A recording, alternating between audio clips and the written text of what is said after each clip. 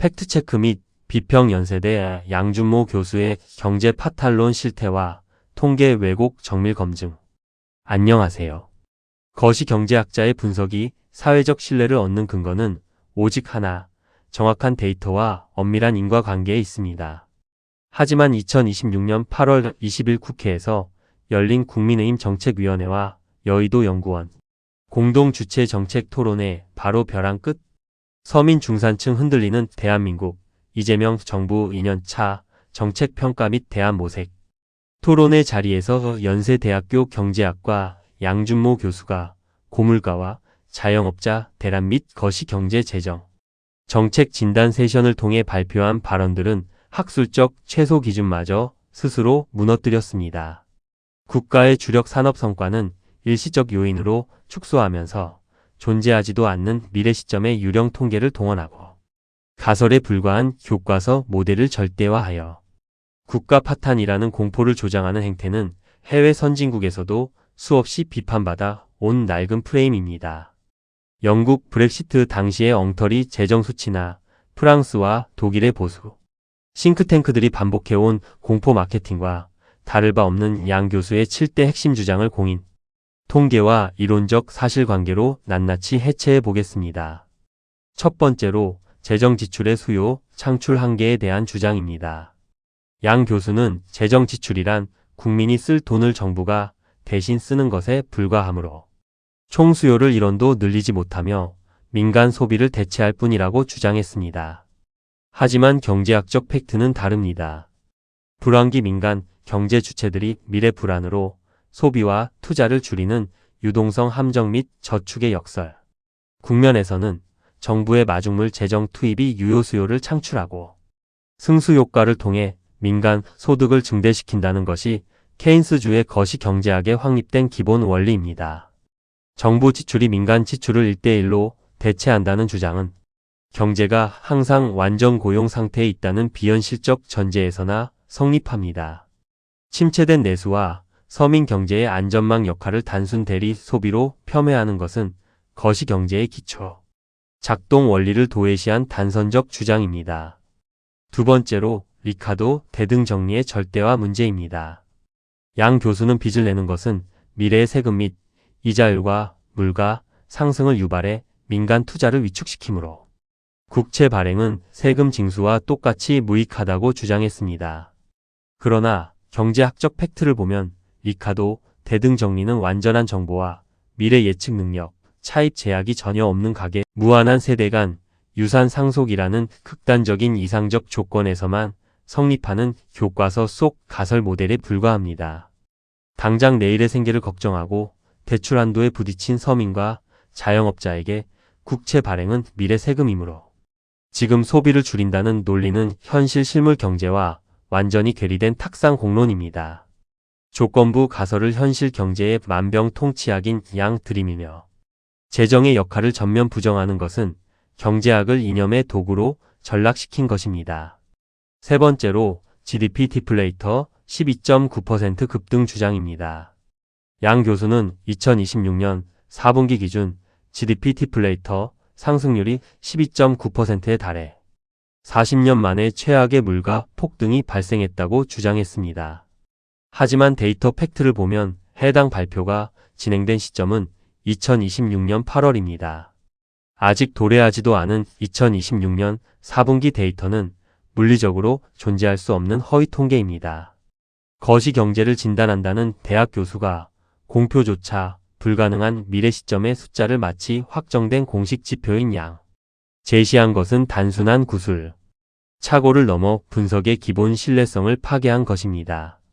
한국은행 국민계정 통계 역사상 1998년 외환위기나 1980년대 초 오일 쇼크를 제외하고 최근 디플레이터가 12.9%를 기록한 공식 수치는 전무합니다.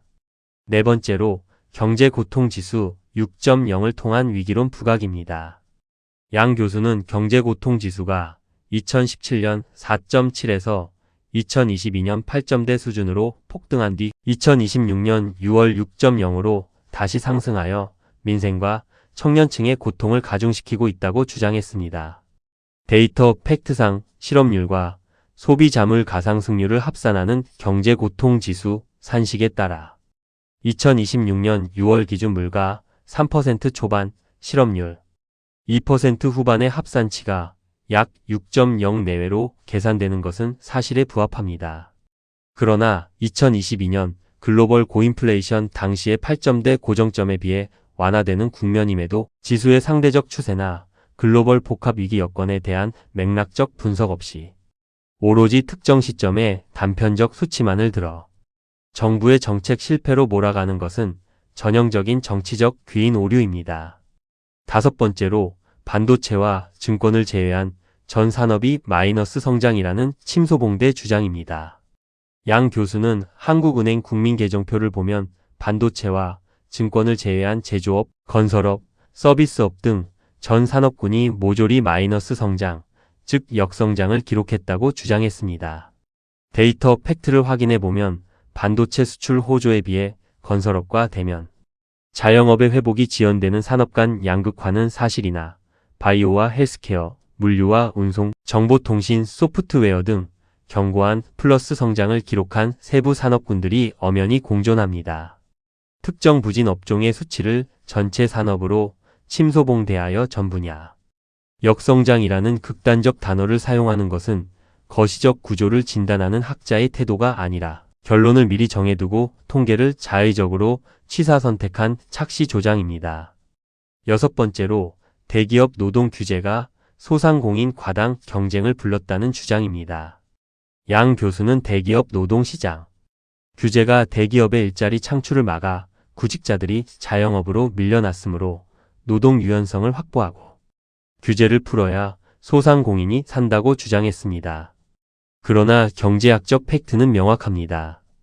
노동 규제를 무분별하게 완화하면 양질의 일자리가 늘어나는 것이 아니라 비정규직과 저임금 근로자가 양산되며 이는 가계의 실질 구매력을 위축시켜 자영업 상권을 더욱 침체시킵니다. 자영업 과당 경쟁과 내수 침체의 복합적 구조 문제를 오로지 대기업 노동 규제 탓으로 돌리는 논리는 소상공인을 위한다는 명분을 내세요. 실제로는 대기업의 고용 책임을 면제해 주려는 기득권 중심의 낡은 낙수효과 프레임에 불과합니다.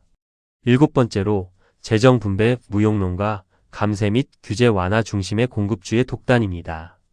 양 교수는 소비 증대를 위한 재정 지출은 무의미하며 기업 투자 촉진과 규제 혁신을 통한 공급 역량 확충만이 정답이고 사후적 재정 분배는 실패할 수밖에 없다고 주장했습니다. 경제학적 팩트를 보면 유효 수요 창출을 위한 재정의 재분배 기능과 공급 측면의 생산성 혁신은 상호 배타적인 것이 아니라 경제 상황에 따라 반드시 병행되어야 하는 보완적 정책 수단입니다. 재정 분배 기능을 원천적으로 폄훼하고 기업 편향적 감세와 규제, 완화만을 만병통치약인 양 주장하는 것은 이미 수십 년간 불평등 심화와 내수 기반 붕괴로 한계가 증명된 낡은 공급주의 신화의 반복에 불과합니다. 데이터를 비틀고 현실에 맞지 않는 가설을 들이대며 공포를 파는 경제학은 민생의 문제를 단 하나도 해결하지 못합니다. 존재하지도 않는 2026년 4분기 유령 데이터를 제시하고 18세기 리카도 가설로 재정의 최소한의 안전망 역할을 부정하며 대기업 규제 완화만을 만병통치약으로 내세우는 것은 학술적 비판이 아닌 이념적 독단입니다. 화려한 수식어와 학자의 권위 뒤에 숨겨진 치명적 통계 오류와 논리적 모순을 냉정하게 직시해야 합니다. 근거 없는 비관론에 휘둘리지 않고 공식 공인 데이터와 종합적 거시 실물 흐름을 바탕으로 판단할 때 비로소 민생 경제를 살리는 올바른 해법을 찾아낼 수 있습니다. 오늘 이야기가 흥미로우셨다면 구독과 좋아요, 알림 설정까지 부탁드립니다. 감사합니다.